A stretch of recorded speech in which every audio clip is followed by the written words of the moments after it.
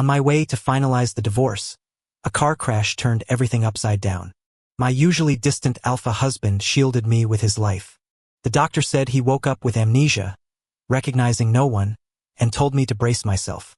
But the moment I stepped into his room, his eyes lit up. He pulled a rose from nowhere, held it between his teeth, and blocked my path, saying earnestly, "You look an awful lot like my husband."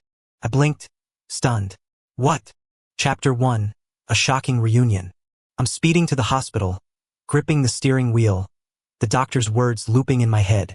Jake, my alpha husband, hit his head in the crash. Temporary amnesia, they say. He doesn't remember anyone. Not even me. I should be prepared, the doctor warned. Prepared for what?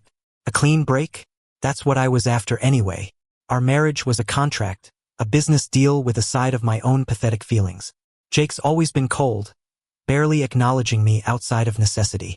As a beta, I can't sense his pheromones or help him through his heats. 3 years in, I'm done pretending there's something worth saving. Better to let him find an omega who fits. I push open the hospital room door. Jake's sitting up in bed, mid-bite into an apple. He freezes, eyes locking on me like I'm a puzzle he can't solve. The apple hangs in his mouth, forgotten, for a solid 2 seconds.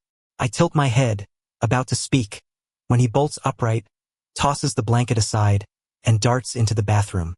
The door slams shut. I stare, baffled. Is he okay? I ask the doctor trailing me. Mr. Carter, aside from minor cuts and bruises, it's just the amnesia. Dr. Evans says, adjusting his glasses. No other damage. How long until he's back to normal? I cross my arms, keeping my voice steady. Could be a month or 2, best case. Worst case, he might never recover his memories. Never. The word lands like a stone. I nod, processing. This marriage was my idea, partly for a company merger, mostly because I was stupid enough to fall for him. Jake never reciprocated. He did his duty, nothing more. I can't keep clinging to a man who doesn't want me. Time to let go. Let him find someone who can actually make him happy.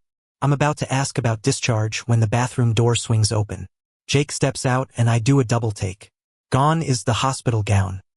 He's in a crisp button-up and slacks, hair slicked back with water, exposing his sharp jawline and piercing eyes. He looks like he's about to close a $1 million deal, not recover from a car crash. Did he smuggle a suit in here? He strides toward me, confidence radiating, and before I can react, he's got me pinned between the couch and his chest. He leans in close, too close, his breath warm on my face. From nowhere, he produces a rose, clenching it between his teeth like some cheesy rom-com lead. His eyes are intense, almost pleading. You look like someone I know, he says, voice low, the rose bobbing as he speaks. I blink. What? He grabs the back of my head, gentle but firm, and nudges the rose toward my mouth. I take it, mostly out of shock, and he leans closer, noses almost touching.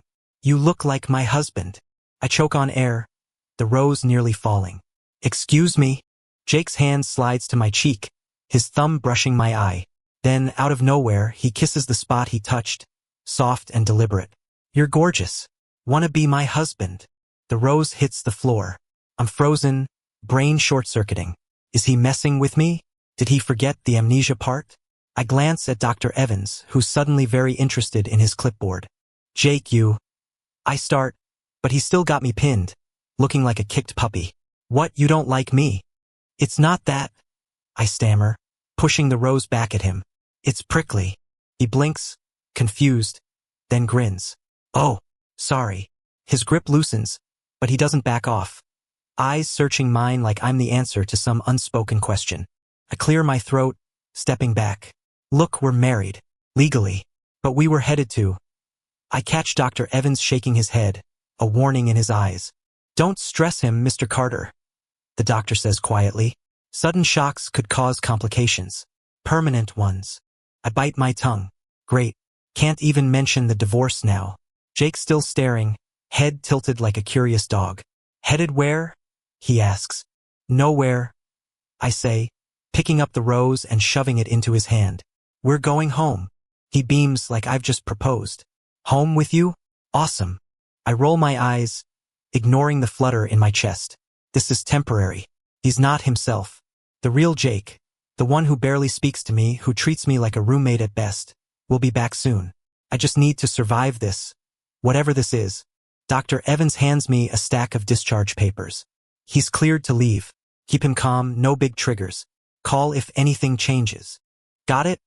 I say, glancing at Jake, who's now sniffing the rose like it holds the secrets of the universe. Let's go, Jake. He follows me out, practically bouncing. You're really my husband? Like, for real? For real? I mutter, keeping my eyes on the hallway. Don't get too excited. Too late, he says, slinging an arm around my shoulders. I stiffen but don't pull away. His warmth is disarming, and for a second, I remember the crash. His body curled around mine, shielding me from the glass. My throat tightens. It was instinct, nothing more. Alphas protect. It's biology, not love. In the car, Jake's quiet, but his eyes keep darting to me. So, what's my husband's name? Mike, I say, focusing on the road. Mike, he repeats, like it's a treasure. Cool. I'm Jake, right? Yeah. I grip the wheel tighter. You are. Sweet. Mike and Jake. Sounds like a power couple. He winks, and I nearly swerve into the next lane. Focus, Jake. I snap, but there's no heat in it. He laughs, a warm, unfamiliar sound. The Jake I know doesn't laugh like that. He's all business, clipped words and cold glances. This version is like someone flipped a switch. We pull into the driveway, and I brace myself. One day at a time. If he's like this because of the amnesia, I'll play along until he's better. Then we'll sign the papers and he'll be free. I ignore the pang in my chest at the thought. This isn't about me. It's about doing what's right. Jake grabs my hand as we step inside, his grip firm but gentle. Hey, Mike. What? He holds up the rose, twirling it. Thanks for coming for me. I swallow hard, avoiding his eyes. Yeah, well, don't make a habit of crashing cars. He grins. No promises. Chapter 2, Roses and Reservations. Jake's cleared to leave the hospital, and I'm driving him home, my knuckles white on the steering wheel. The plan was to head straight to the courthouse after the crash, sign the divorce papers, and move on.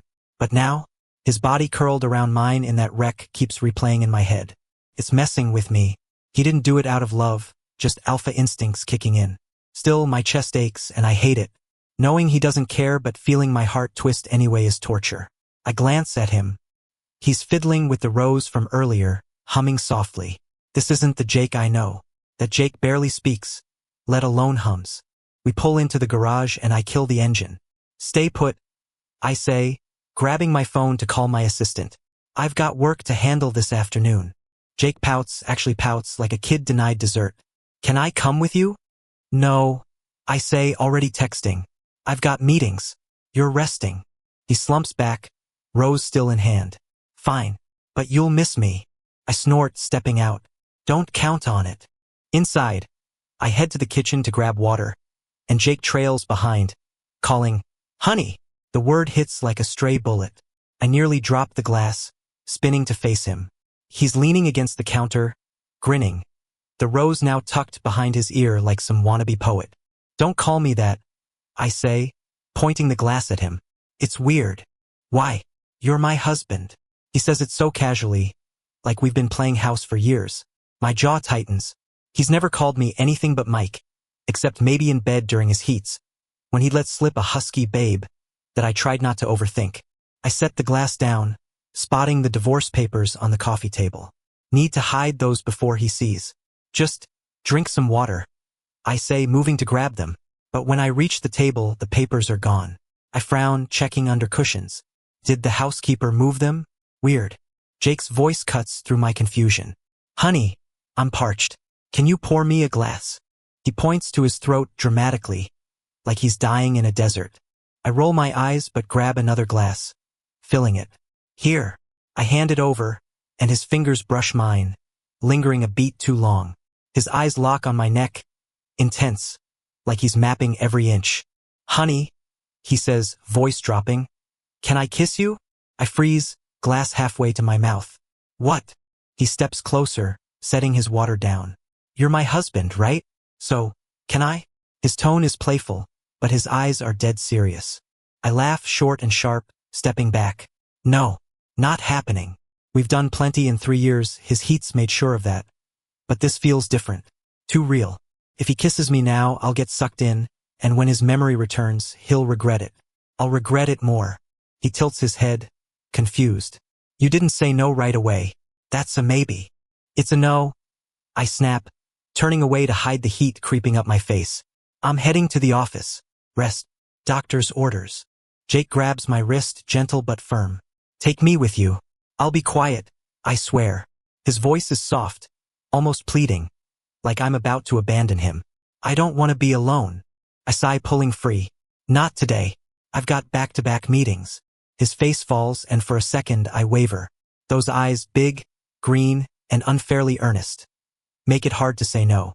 But I do. Stay here. I'll be back tonight. He nods, deflated. Okay. I'll wait for you, honey. Stop with the honey, I mutter, grabbing my keys and heading for the door. His disappointed sigh follows me, and I force myself not to look back.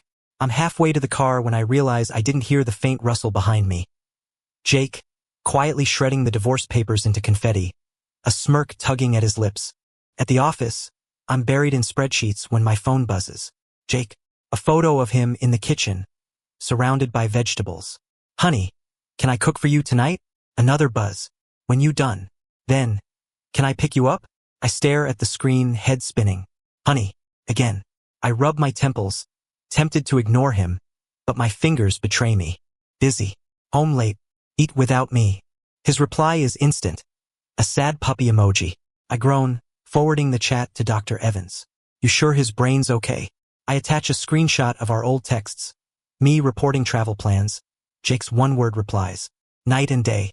Dr. Evans responds, he's fine. Amnesia can loosen inhibitions. This might be the real Jake, unfiltered. I scoff. Real Jake? The real Jake doesn't text me emojis or call me honey. He's all business, sealed off, probably pining for someone like Hugo, his Omega assistant. My stomach twists at the thought. Is that who he thinks I am? Some stand-in for a crush he's forgotten? The rest of the day drags. Meetings blur together, but Jake's texts keep coming. Miss you, honey. What's your favorite food? I don't reply, but each message chips away at my resolve. By the time I'm done, it's dark outside. I grab my coat, ready to head home, when another text pings. I'm outside your office. Surprise. I freeze. He's what? I rush to the window, spotting Jake leaning against his car, rose still tucked behind his ear. He waves, grinning like he's won the lottery. My heart does a stupid flip, and I hate it. This isn't real. He's not himself. But as I head downstairs, I can't shake the image of him waiting, all eager and ridiculous, like a lovesick teenager. I step outside, and he straightens, eyes bright. Honey, thought I'd save you the drive. Jake, I told you to rest, I say, but my voice lacks edge. He opens the passenger door, gesturing like a chauffeur. Your chariot awaits. He winks, and I roll my eyes, sliding in. You're impossible, I mutter, buckling up. Impossible to resist. He shoots back, starting the engine. So, dinner at home? I'm thinking steak. I shake my head, fighting a smile. You're not cooking. You're recovering. Spoil sport, he says. But he's grinning, and for a moment, I let myself enjoy it. Just a moment, because tomorrow I'll find those papers and we'll finish what we started. I can't let this, whatever it is, derail me. Not when I know the real Jake doesn't want me. Chapter 3, Messages of a Lost Heart. Jake sprawled on the couch when I walk in, phone in hand, typing furiously. The rose from yesterday is in a vase, slightly wilted but still front and center on the coffee table. My phone's been buzzing all day with his texts. Pictures of him chopping vegetables, a selfie with a spatula, and endless variations of, honey, when you coming home? It's dizzying. The Jake I married doesn't do this. He's all clipped emails and boardroom glares. Not this clingy, domestic act. I'm still half convinced he's mistaking me for someone else. Like Hugo, his Omega assistant who's always a bit too friendly. I drop my keys on the counter, and Jake's head snaps up. Honey! He's up in a flash, crossing the room to pull me into a hug. I stiffen, caught off guard by the warmth of his arms. Missed you. He mumbles into my shoulder. Yeah, I got that from the 50 texts. I say, prying myself free. You're supposed to be resting, not blowing up my phone. He grins, unrepentant. Couldn't help it. You're too cute to ignore. He leans in, aiming for a kiss, but I dodge, grabbing a water bottle from the fridge. Jake, chill, I say, keeping the counter between us. His face falls and I feel a twinge of guilt, but I can't let this go further. If he's back to normal tomorrow, he'll hate me for indulging this. Whatever it is, I need to stay focused. Find those divorce papers, sign them, move on. He slumps against the counter, twirling a spoon. You're mad at me, aren't you? Not mad, I say, sipping water. Just busy. I've got a client dinner tonight. Stay here, eat. Don't burn the house down. His eyes narrow, but he nods. Fine, but I'm cooking tomorrow. Deal? Sure, I say, already halfway to the bedroom to change. My phone pings again. Another text from Jake. Have fun, honey. Don't stay out too late. I groan, forwarding it to Dr. Evans with a quick seriously. Is he okay? I attach a screenshot of our old chats. Me updating him on trips, him replying with noted or nothing at all. This new Jake is like a different species. Dr. Evans replies. His behavior's consistent with suppressed emotions surfacing. Amnesia can strip away filters. This might be what he's always wanted to say. I stare at the screen, skeptical. Jake, wanting to say honey and spam me with emojis? No way. He's probably confusing me with Hugo, who's all charm and pheromones. The thought sours my mood as I head to the restaurant. A sleek downtown spot buzzing with suits and clinking glasses. The client, a chatty exec named Carlos, is all smiles, sealing a deal over wine and steak. We wrap up with a quick, professional hug outside. Nothing weird, just business. But as I turn, I spot Jake leaning against his car across the street, eyes red-rimmed, hands stuffed in his pockets. My stomach drops. How long has he been standing there? Jake. I cross over, frowning. What are you doing here? He straightens, voice tight. Came to pick you up, honey. He glances at Carlos, who's already driving off. Who was that? Client. I say, opening the car door. You didn't need to come. I told you I'd be late. He slides into the driver's seat, silent for a beat. He hugged you. I blink, caught off guard. Yeah, it's called networking. Relax. I buckle up, but his jaws clenched, fingers gripping the wheel. No one else gets to hug you, he says, voice low, almost a growl. Not clients. Not anyone. Just me. I laugh, half from nerves, half from how absurd he sounds. Jake, you're acting weird. Since when do you care? He glances at me, eyes softening but still intense. I've always cared. You're my husband. My laugh dies in my throat. I want to argue, to say the real Jake doesn't give a damn. But the words stick. Instead, I mutter, you're being ridiculous. He starts the car, cheeks flushing. Maybe, but I waited an hour out there, and seeing some guy wrap his arms around you. He trails off, shaking his head. An hour. I stare, incredulous. Why didn't you eat? He shrugs, eyes on the road. Got distracted. Wanted to surprise you. His voice dips, almost shy. Thought maybe you'd like it. I rub my temples, torn between annoyance and something softer. You're gonna starve yourself to play chauffeur? He glances over, a small smile breaking through. Worth it to see you, honey. Stop with the honey. I grumble, but there's no heat in it. He chuckles, and the sound does something to my chest I don't want to name. Want me to cook now? He asks, pulling into our driveway. I can whip up something quick. I shake my head, already dialing for takeout. No way. You're not touching the kitchen tonight. I pause, meeting his eyes. And, thanks for the ride. His grin is blinding. Anytime, honey. I groan, stepping out, but my phone buzzes again. Another text. Love you, Mike. I freeze, heart pounding. He's already inside, oblivious, but I can't shake the words. They're not real. He's not himself. I forward the text to Dr. Evans, fingers shaking. This normal? His reply is quick. Very. He's showing what he's kept locked up. Talk to him, Mike. Talk to him. Right? Like it's that simple. I head inside, where Jake's humming again, setting out plates like we're about to have a romantic dinner. My chest tightens. If this is him unfiltered, who's he seeing when he looks at me? Me or someone else? I think of Hugo, his easy smiles, the way he lingers around Jake at work. My gut twists. That's who Jake's probably pining for, not me. This whole act is just his brain misfiring. I sit across from him, watching as he pours water like it's a 5-star restaurant. You don't have to do this, I say, gesturing at the setup. Do what? He blinks, all innocence. Act like we're. I wave a hand. This. All lovey-dovey. He tilts his head, spoon halfway to his mouth. Why not? You're my husband. I want to make you happy. I swallow hard, looking away. Just eat, Jake. He does, but his eyes stay on me, warm and searching. I focus on my plate, ignoring the way my heart keeps tripping over itself.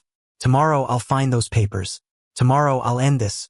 But tonight, with Jake grinning across the table, it's hard to remember why.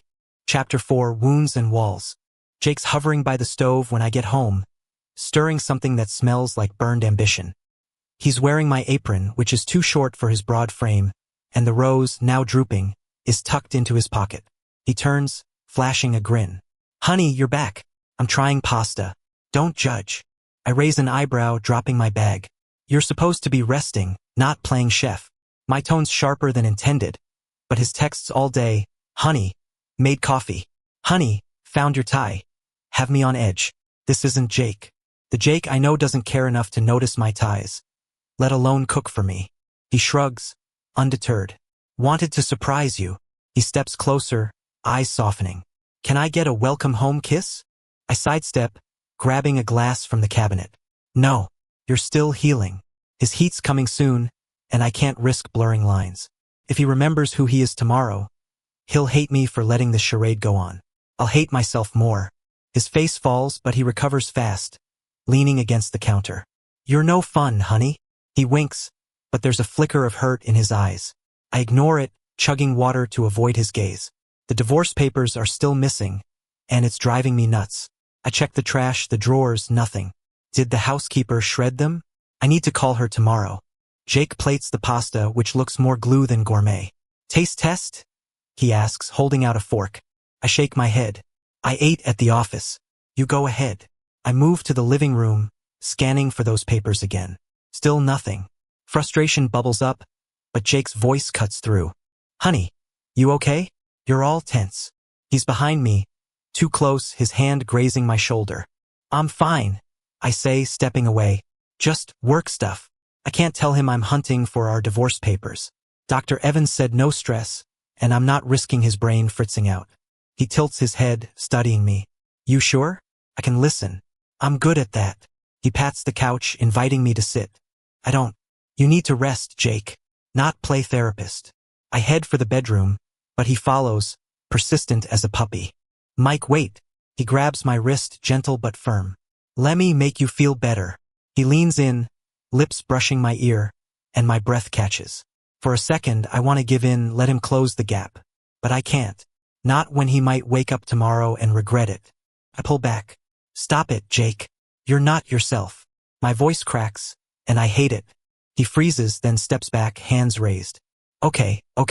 No pressure. But his shoulders slump, and he looks like I've kicked him.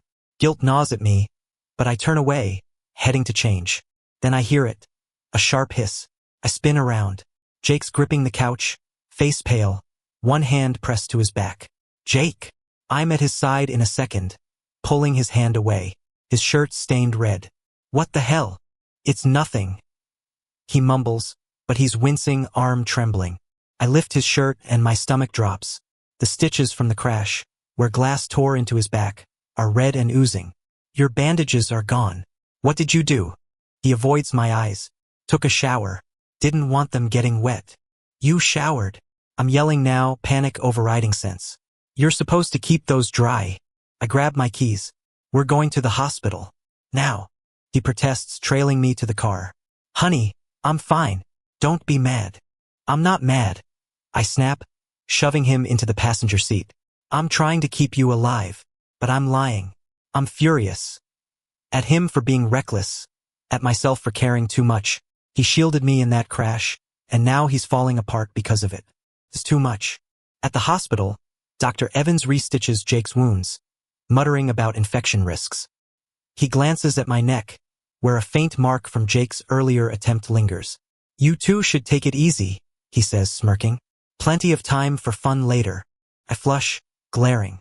It's not like that. Jake, doped up on painkillers, just grins like an idiot. Back home, I'm done. I'm moving to the company apartment tomorrow, I say, keeping my voice flat. This isn't working. Jake's smile vanishes. He reaches for my sleeve but stops when I flinch. Honey, what did I do wrong? Nothing, I say, heading for the guest room. I just need space. I can't keep playing house with a man who doesn't love me. When his memory returns, he'll thank me for cutting this off. He follows, voice small. Mike, please, tell me how to fix this. I pause at the door, hand on the knob. Go to bed, Jake. Good night. I shut the door, locking it, and lean against it, heart pounding. His footsteps linger outside, then fade.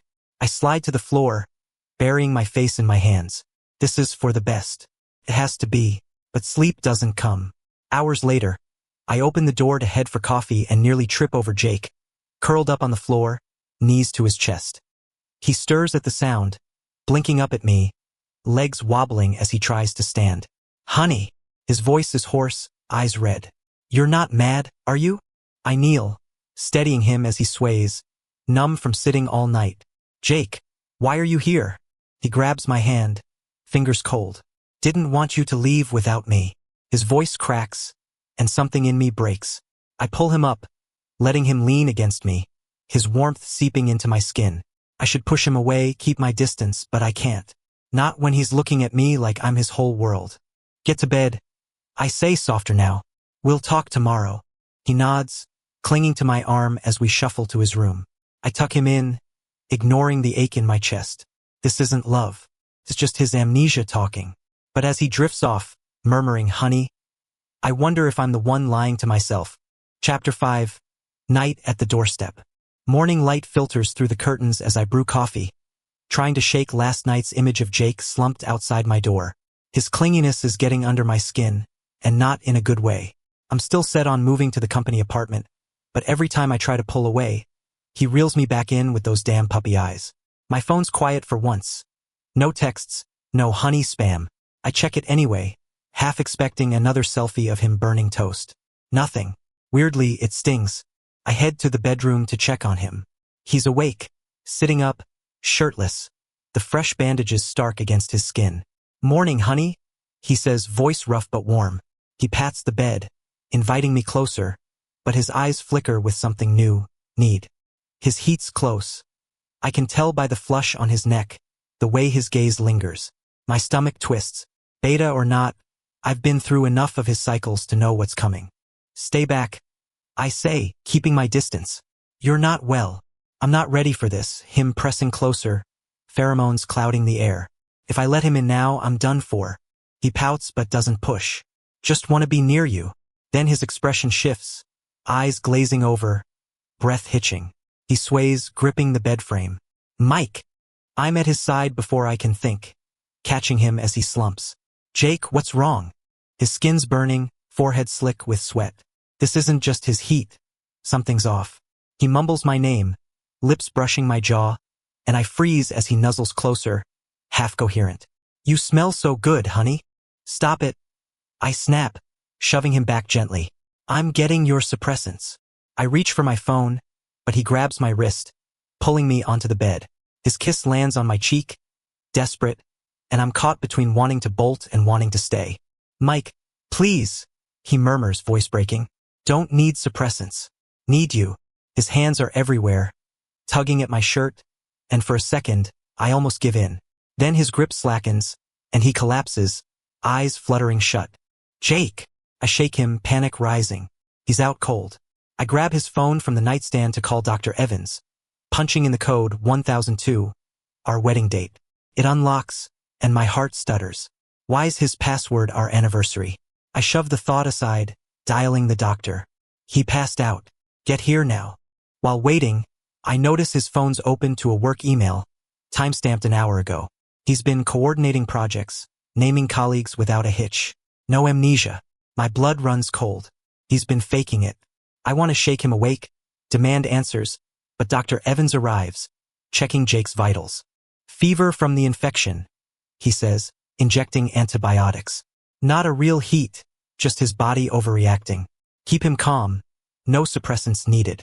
He leaves, and I'm left staring at Jake, torn between fury and something softer. I need air. I head to the pharmacy for bandages, my mind a mess. That's when I spot Hugo, Jake's Omega assistant, grabbing a pregnancy test. He sees me and smiles, all charm. Hey Mike, how's the boss doing? Fine, I say, eyeing the test. Congrats. He laughs, tucking it away. Thanks. My husband's thrilled. He pauses, tilting his head. You okay? You look stressed. I hesitate, then blurt. Can I buy you coffee? Need to ask something. He nods and we grab a table at the cafe next door. I get him a milk, skipping caffeine. Didn't know you were married. I say, awkward. Hugo grins. Years now. Got a kid too. He sips, then leans in. Wait. Did you think I was after Jake? I flush, nodding. Kinda. Sorry. He laughs, loud and bright. No way. Jake's obsessed with you. Once I tossed a lunch you sent him. Thought it was some random delivery. He fished it out of the trash, ate it like it was gourmet. Didn't even care it was cold. I blink, stunned. He ate it. Yup. Went on about how you made it. Guy's crazy about you. Hugo's phone buzzes and he stands. Gotta run. Talk to him, Mike. He's not as cold as you think. I head home, reeling. Jake ate the lunch I thought he threw out. He's known our anniversary this whole time. Back in the bedroom, he's awake, on the phone, calmly discussing a merger. No trace of amnesia. I push the door open, and he freezes, ending the call. Mike, he says, voice small. You're back. You're not amnesiac. I say, crossing my arms. Care to explain? He winces, running a hand through his hair. Yeah, I faked it. Convinced Evans to play along. Why? My voice is sharp, but my heart's racing. He stands, stepping closer. I didn't want you to leave. You were set on divorce and I couldn't lose you. His eyes are raw, pleading. I've loved you since college, Mike. Saw you at a pool hall all cocky and perfect. But you said you didn't like clingy alphas, so I held back. Thought you wanted cool and distant. I laugh, bitter. I never said that. My roommate did. Probably to sabotage you. I pause, processing. You liked me back then? Liked. He steps closer, voice low. I was gone for you. Still am. But I thought you'd hate me if I showed it. I shake my head, half laughing, half furious. You're an idiot. Faking amnesia? Really? It worked. Didn't it? He grins, tentative. You're still here. I shove his shoulder, light but firm. Lie down. I'm changing your bandages. Then you're answering my questions. He obeys, sitting on the bed. Ask away, honey. I rip open the bandage pack. Why hide that you ate my lunch? Didn't want you stressing about cooking. You're busy enough. His voice is soft, earnest. I pause, hands still. You're ridiculous. Ridiculously in love, he says, winking. I roll my eyes, taping the bandage. One more. If there was no crash, what was your plan? He hesitates, then meets my gaze. I was gonna lock you in my office, beg you to stay. Stupid, I know. I snort, tying off the bandage. Very stupid, but my anger's fading, replaced by something warm. He's an idiot, but he's my idiot. Maybe I don't need those papers after all. Chapter 6. Sweet promises and puppy problems. Dinner's on the table when I get home, the smell of grilled chicken cutting through the usual quiet of the house. Jake's in the kitchen, sleeves rolled up, plating food with a focus that's almost comical for someone who nearly burned pasta last week. The rose, now a sad clump of petals, sits in its vase, a reminder of his ridiculous antics. Since he admitted to faking amnesia, he's doubled down on the affection, texts, calls, and now nightly dinners. It's overwhelming, but I'm not complaining. Not out loud, anyway. Mike, you're late, he calls, flashing a grin as he sets a plate down. I slaved over this, you know? I kick off my shoes, raising an eyebrow. Slaved? You grilled chicken. Calm down, Gordon Ramsay. I sit, and he slides in across from me, eyes bright like he's won some prize just by having me here. Missed you today, he says, cutting into his food. How's work? Fine, I say, spearing a piece of chicken. It's good, better than I expected. You're getting cocky with this cooking thing. He winks. Gotta keep my husband fed. The word still hits me sideways, but it's starting to feel. Right? We've settled into a routine.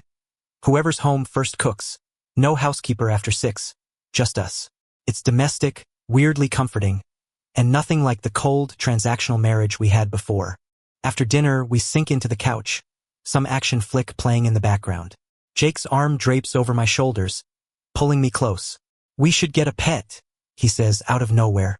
Something to make this place feel more like home. I laugh, nudging him. What, you're not enough of a puppy already? He gasps, clutching his chest. Rude. I'm a sophisticated alpha. Thank you. But he's grinning, leaning in to nip my ear. Seriously, though, a dog. It'd be fun. I roll my eyes but don't say no. A week later, we're picking up a Samoyed puppy from a breeder. It's a fluffy white ball of chaos, yipping at my feet the second we bring it home. Jake names it Max, and I'm not surprised when it starts trailing me everywhere, curling up by my legs to sleep. Jake, however, is less thrilled. This dog's stealing my spot, he grumbles, watching Max nap on my lap. We're on the couch again, post-dinner, the puppy snoring softly. Jealous of a dog? I tease, scratching Max's ears. You're losing it, he huffs, crossing his arms. I'm your clingy one. He's gotta wait his turn. He reaches over, trying to nudge Max off, but the puppy just yawns and snuggles closer to me. Jake glares. Little traitor. I laugh, loud and free, something I haven't done in years. You wanted the dog, Jake. Deal with it. He leans in, resting his chin on my shoulder. Fine, but I get dibs on cuddles later. His voice is soft, playful, but there's a warmth that makes my chest tighten. I don't push him away. Later, as we're cleaning up, I catch myself remembering the first time I saw him. A business mixer years ago before he was the Jake Carter CEO. He was just a guy in a cheap suit, charming everyone with a smile that could sell sand in a desert. I watched him from the balcony, glass in hand, thinking he was too good to stay small. Now here he is, washing dishes in our kitchen, humming off-key. I liked him then. I love him now. Penny for your thoughts? He asks, drying his hands. I smirk, leaning against the counter. Just thinking you're still a show-off. He laughs, stepping closer. You picked me for it. He pauses, eyes softening. Why did you, anyway? Out of all the alphas throwing themselves at you. I shrug, playing it cool. You were hot and ambitious. Figured you'd keep up. He grins, but it's not enough. Come on, Mike. Gimme the real story. I sigh, giving in. You were different. At that mixer, you worked the room like a pro. But you didn't kiss ass. You had grit. I admired that. I pause, meeting his gaze. Still do. His smile is blinding, and he pulls me into a hug, chin resting on my head. You're gonna make me blush, honey. Shut up. I mutter, but I don't pull away. His warmth, his scent. It's home now. The next day, I'm packing for a hike. Jake's been begging for a day off, just us, and I caved. The weather's perfect, all sunshine and clear skies. Max yips at my feet, sensing adventure. Jake appears, backpack slung over one shoulder, looking unfairly good in a flannel. Ready? He asks, then spots Max. Wait, he's not coming, right? I laugh, scooping up the puppy. He's coming. Look at that face. You gonna say no? Jake groans, dramatic. This is sabotage. I want alone time with my husband. He steps closer, voice dropping. Just you and me, honey. Gimme one day. Max whines, ears drooping, and I can't help but grin. Sorry, buddy. You're invited. I set Max down, and he bounds to Jake, who glares like he's been betrayed. Green tea dog, Jake mutters, but he kneels to pet Max, who licks his face. Fine, you win. But I'm stealing all Mike's attention later. You're ridiculous, I say, pulling him up. He catches my hand, intertwining our fingers, and for once, I don't pull back. We head out, Max trotting behind, and the trail stretches ahead, all pine and open sky. Jake's hand stays in mine, solid and warm, and I let myself believe this is real. Not a contract, not a mistake, but us. As we hike, he bumps my shoulder. You happy, Mike? I glance at him, his eyes bright with hope. Yeah, I say, squeezing his hand. I am. He beams, pulling me closer. Good, 'cause I'm not letting you go. Ever. I laugh, shaking my head. Clingy puppy. Woof, he says, grinning, and I roll my eyes, but my heart's full. Max yips, darting ahead, and we follow together. No papers, no doubts, just us building something new, one step at a time.